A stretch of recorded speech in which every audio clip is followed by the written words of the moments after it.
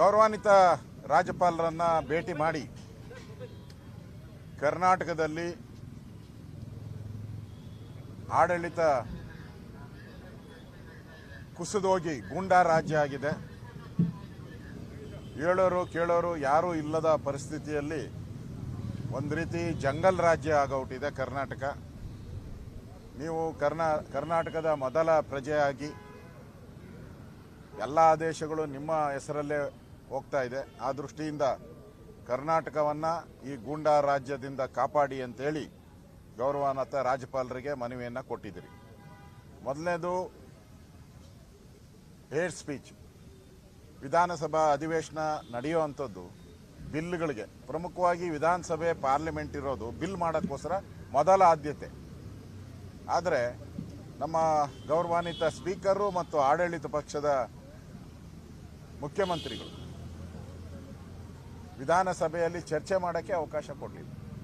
ಯಾವುದೋ ಸಣ್ಣ ನೆಪ ಒಡ್ಡಿ ಆ ಬಿಲ್ನ ಚರ್ಚೆಗೆ ಅವಕಾಶ ಮಾಡಿಕೊಡ್ದೆ.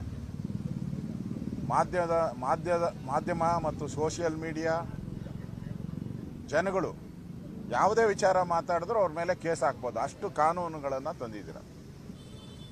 ಕೈ ಸನ್ನೆ ಮಾಡಿದ್ರೆ ಕೇಸ್ ಹಾಕ್ಬೋದು, ನೀವು ಕಣ್ಣು ಮಿಟಿಕಿಸಿದ್ರೆ ಕೇಸ್ ಹಾಕ್ಬೋದು, ನೀವು ಮಾತಾಡಿದ್ರೆ ಕೇಸ್ ಹಾಕ್ಬೋದು. ಆ ರೀತಿಯಾದಂಥ ಎಮರ್ಜೆನ್ಸಿ 1975ನೇ ಇಸ್ವಿಯಲ್ಲಿ ಎಮರ್ಜೆನ್ಸಿ ತಂದಾಗ ಇಂದಿರಾ ಗಾಂಧಿಯವರು ಯಾವ ಕುತಂತ್ರವನ್ನು ಮಾಡಿದ್ರು, ಅದೇ ಕುತಂತ್ರವನ್ನು ಸಿದ್ದರಾಮಯ್ಯನವರ ನೇತೃತ್ವದಲ್ಲಿ ಇವತ್ತು ಮಾಡ್ತಾ ಇದ್ದಾರೆ.